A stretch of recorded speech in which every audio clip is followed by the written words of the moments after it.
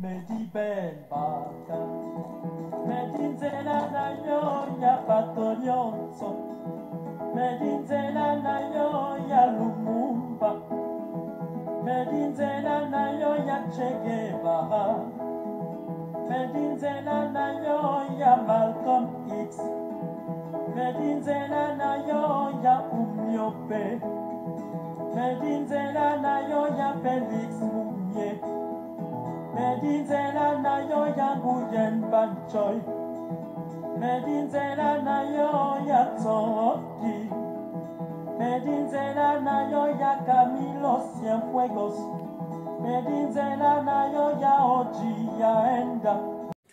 Mesdames et messieurs, bonjour. Je suis Léonard Fanja, le directeur de publication Que dis-je, le combattant pour le triomphe de la justice et de la vérité, dans du journal Les Visages d'Afrique. Bienvenue sur notre page Facebook Les Visages d'Afrique et sur notre chaîne YouTube Les Visages d'Afrique.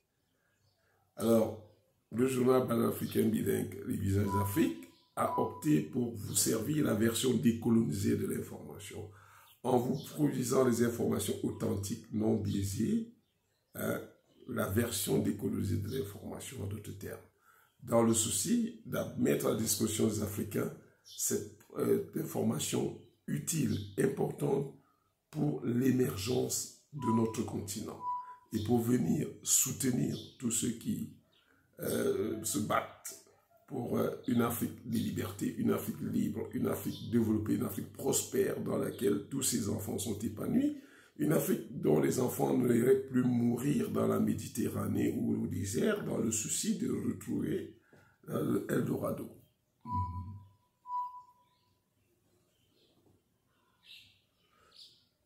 Nous voulons vous servir maintenant l'allocution de Monsieur le Président du Niger, le général Tchani, dans son adresse dans laquelle il a donné la feuille de route en disant que le gouvernement étant là, la transition va prendre 3 ans.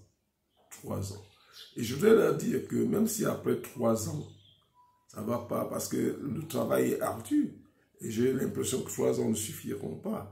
Il faudra qu'ils n'hésitent pas à aller au-delà si ça s'avère nécessaire. Certes, on va vers on devra aller à la démocratie, mais pourvu que la base soit déjà là, une bonne constitution et que les conditions soient réunies pour mettre à la tête du Niger un patriote digne de ce nom. Un patriote qui sera animé surtout par le souci de donner la prospérité à ses compatriotes. Okay. Déclaration du Conseil national pour la sauvegarde de la patrie.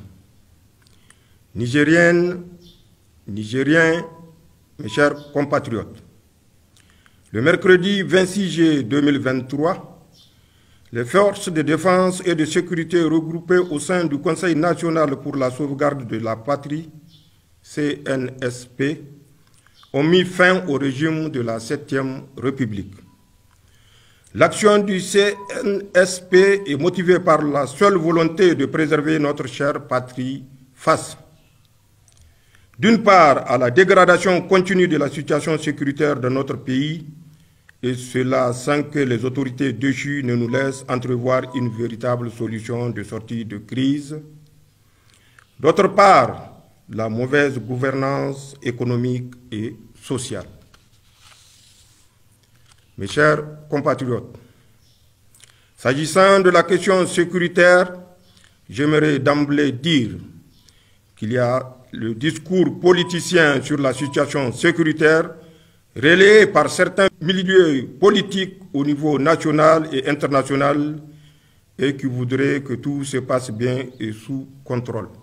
Il y a cependant la dure réalité de l'insécurité au Niger, telle qu'elle est vécue par nos forces de défense et nos laborieuses populations avec son lot de morts, de déplacés, d'humiliations et de frustration.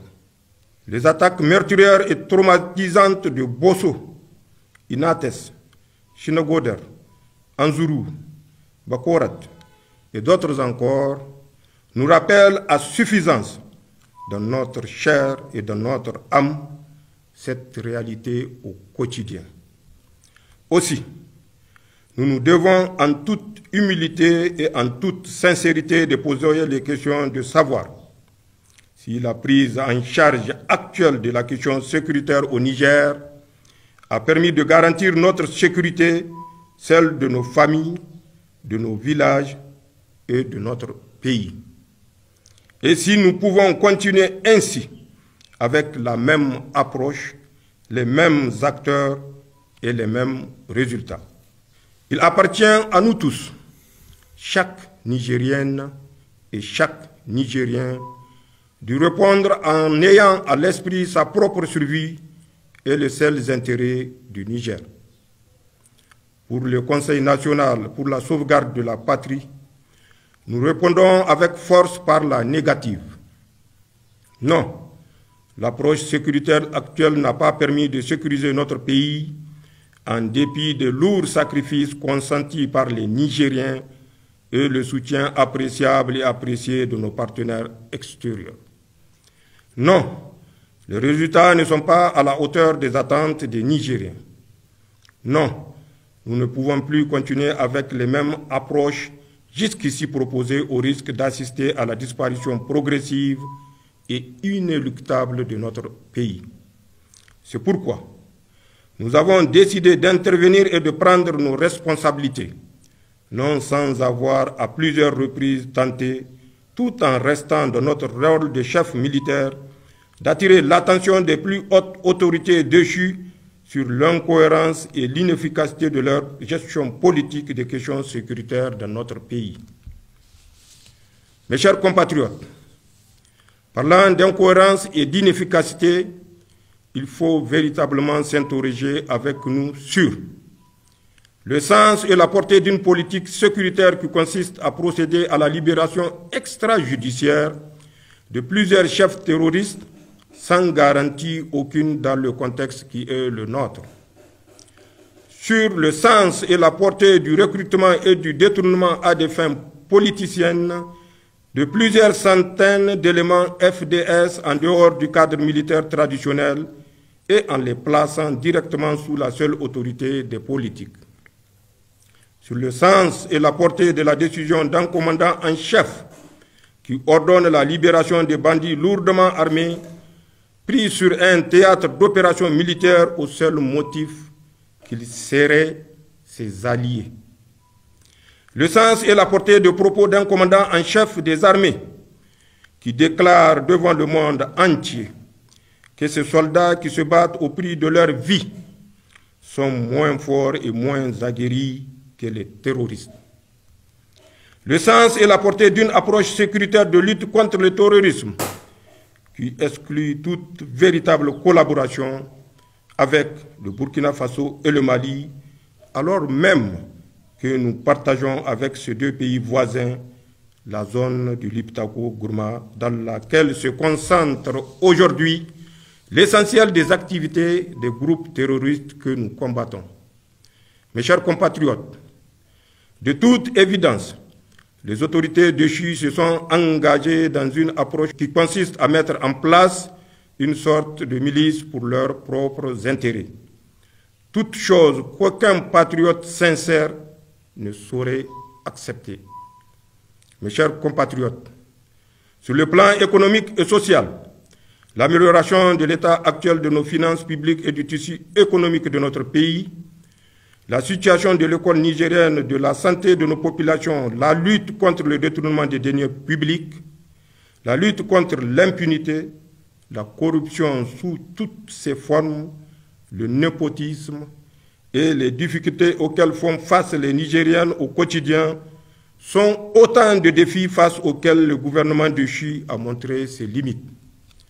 Nigériennes, Nigériens, mes chers compatriotes, pour finir mon propos, à l'endroit de nos populations, je réitère l'appel du Conseil national pour la sauvegarde de la patrie à la sérénité, au calme, à la vigilance et à un sursaut patriotique. pour qu'ensemble, à l'unisson, nous puissions relever les défis sécuritaires, économiques, sociaux évoqués plus haut. À l'endroit de la communauté internationale, le Conseil national pour la sauvegarde de la patrie réaffirme sa volonté de respecter tous les engagements internationaux souscrits par la République du Niger ainsi que des droits de l'homme. Aussi, je demande aux partenaires techniques et financiers amis du Niger d'appréhender la situation spécifique de notre pays pour lui apporter tous les soutiens nécessaires afin de lui permettre de relever les défis ci-évoqués. Enfin, le Conseil national pour la sauvegarde de la patrie, par ma voix, demande aux partenaires et amis du Niger, en cette étape cruciale de la vie de notre pays, de faire confiance à nos forces de défense et de sécurité, garantes de l'unité nationale, de l'intégrité du territoire et des intérêts supérieurs de notre nation. En ces temps difficiles que traverse notre patrie, nous savons compter sur votre esprit de patriotisme pour que la nation nigérienne soit sauvegardée. Vive le Conseil national pour la sauvegarde de la patrie. Vive le Niger. Je vous remercie. Mesdames et messieurs, vous avez donc suivi le gouvernement du Niger. Nous espérons qu'il s'inscrira résolument dans la logique de chef d'État patriote, soucieux d'améliorer les conditions de vie de nos concitoyens et donner la souveraineté, arracher la souveraineté de son pays. Cela passe par les multiples richesses que regorge le Niger. Il est anormal que le Niger soit parmi les derniers pays, les pays les plus pauvres du monde, alors que c'est un pays immensément riche. Nous comptons donc sur le chef de l'État, l'homme fort du Niger, le président de la transition, qui vous l'a dit, c'est 3 ans de transition. Et je vais lui dire, il ne faut pas s'empresser pour faire une démocratie au pied d'argile.